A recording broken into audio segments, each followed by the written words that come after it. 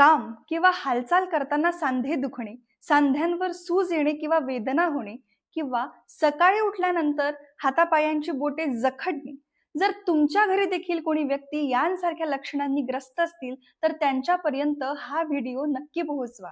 नमस्कार, मी डॉक्टर शरयू घाटोळ. आज आपण जाणून घेणार आहोत की सांधेदुखीने ग्रस्त असणाऱ्या रुग्णाने घरगुती काय उपाय केले पाहिजे.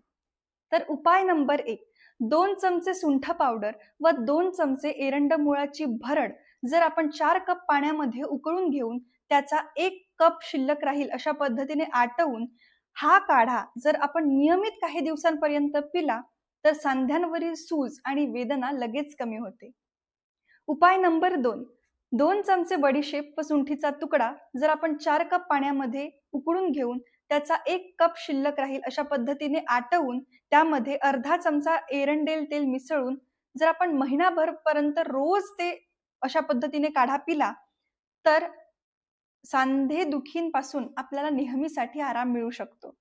उपाय नंबर 3, निरगुंडीची पाने उकळून त्या वाफेने दुखणारा सांधा शेकणे.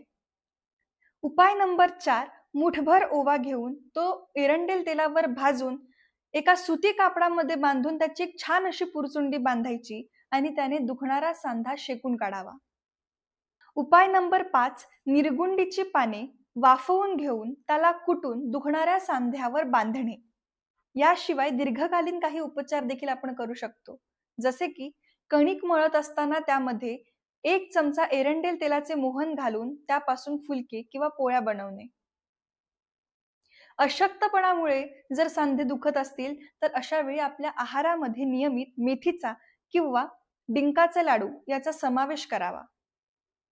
त्याचप्रमाणे कायाकल्प तेल किंवा पिंपळाक तेल यांसारखे तेल दुखणाऱ्या सांध्यावर जर आपण नियमित लावले, त्याचप्रमाणे आहारामध्ये जर आपण साजूक तुपाचे योग्य प्रमाण ठेवले तर शरीराचे स्नेहन होऊन सांधेदुखी किंवा सांध्यांवरील सूज कमी होण्यास मदत होते.